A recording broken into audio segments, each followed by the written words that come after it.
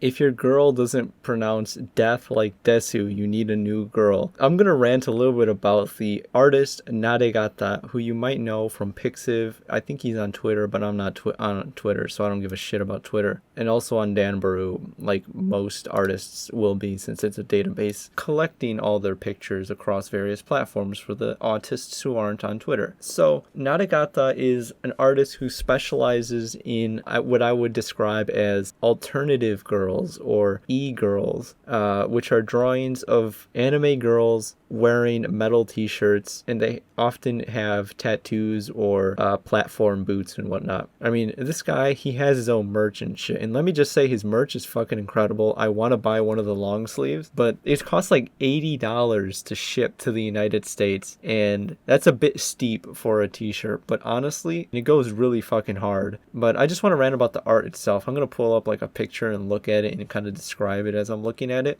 I'll put it up on screen, obviously. So I'm looking at one of a girl, and she is wearing a t-shirt. I believe it's a Marilyn Manson t-shirt. I'm not familiar. I don't listen to Marilyn Manson. I hardly listen to any Western music, but I believe that's what it is. She has heterochromia, black plaid skirt with a chain wallet. Like, I didn't even know you could wear a chain wallet with a skirt, but I guess she is. Garter belt, I think that's what it's called. I don't know. I'm retarded, a virgin. And she has like a gothic cross earring, which goes hard. Short hair, it's black, of course, relatively pale skin. And she's standing in a room with a lot of stuff going on. Some of the stuff, this is my favorite thing about this artist, is that like you look at the stuff in the background or you look at the shirts and stuff, and you start to see like how ridiculous some of it is, but like the English is brilliant. It's almost like they are acutely aware of the fact that their English is not good, so they kind of mess with it. So you see a lot of fuck or fucking in the background, or kill, like the most edgy things you can think of. Like if you tell your mom about metal music, what do they think of? They think of like satanic shit, pentagrams, and the word fuck, and that's kind of like the low-hanging fruit imagery that you see. The aesthetic goes beyond that. It's an interesting aesthetic, to say the least. In the background of this one, it's a lot of art that this artist has also made. This gal has a CRT TV in her room, which is pretty based. A lot of posters, something that says Das. I don't know what that means. There's a girl in the top right-hand corner who has a Laughing Man shirt from Ghost in the Shell Standalone Complex. A record just taped to the wall, I suppose.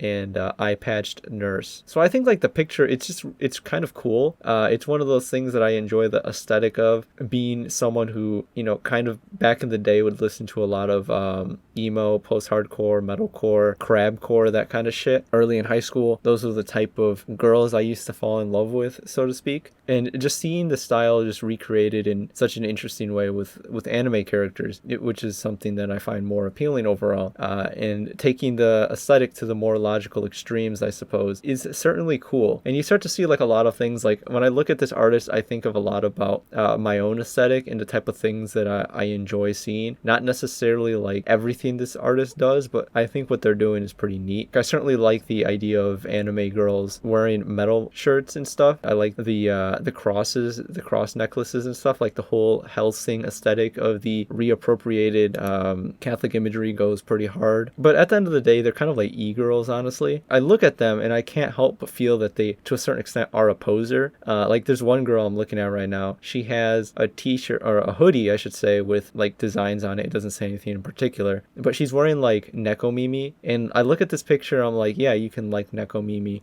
but like, is she really true and cult, you know? That's pedantic stuff, honestly. I like the art, pretty cool. It's kind of edgy, but I really appreciate that style. I really like the stuff when they do maids. I like the maids in particular. My favorite is the one of the maid sitting on the floor on a rug, and she has a pentagram birthday cake, and then behind her she has two framed posters. One says satanic and the other one says death. On her laptop, which is next to her, she has a sticker that says fucking dead, and another one just says fucking, and then like a yin yang smiley face or something. Like, it's just like the most basic level I guess like interpretation of metal, but at the same time he has the aesthetic done so correctly, and the type of aesthetic that I find the most appealing within, I guess, the style or the scene. It just makes me feel profound things looking at this maid sitting on the floor. There's this one girl here with the original Nintendo DS, and before the DS Lite. I don't know, I just kind of like their art, and I think this one girl is wearing a Disturbed t-shirt. No, that's definitely a Disturbed t-shirt. It's all about living the alternative lifestyle, you know?